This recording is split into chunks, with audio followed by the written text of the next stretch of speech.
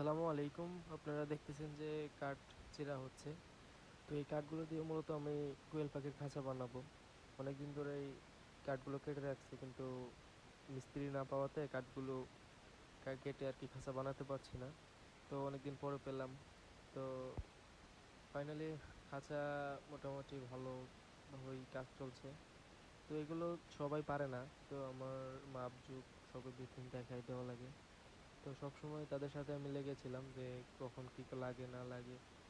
তো এই যে খাঁচাটা দেখতে পাচ্ছেন, তো খাঁচাগুলোতে অনেকগুলো কাঠ লেগেছে। তো প্রায় আপনার আট আট হাজার টাকার মতো কাঠ গেছে।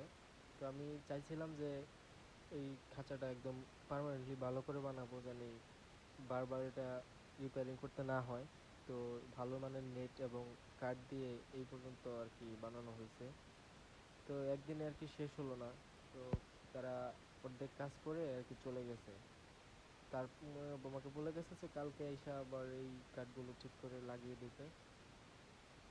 খাঁচার মাপটা হচ্ছে আপনার এইদিকে হচ্ছে লম্বায় হচ্ছে 7 ফুট, আর হচ্ছে প্রস্থ হচ্ছে আপনার 3 ফুট।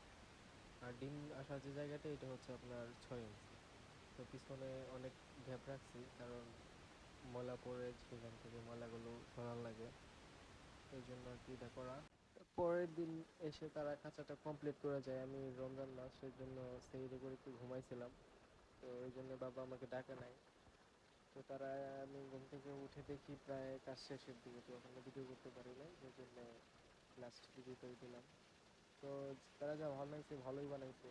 তো আর তাদের মিস্ত্রি খরচ দেওয়া লাগছে আমার 4,500 টাকা, কিন্তু 4,000 টাকা দিলেও 4,500 টাকা দেওয়ার পরেও শান্তি লাগতেছে যে এত সুন্দর করে খাঁচাটা বানাইছে। তো যারা যারা খাঁচা বানাবেন তো আমার সাথে যোগাযোগ করতে পারেন।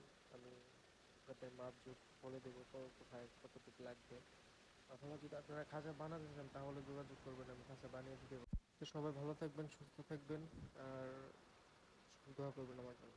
আসসালামু আলাইকুম।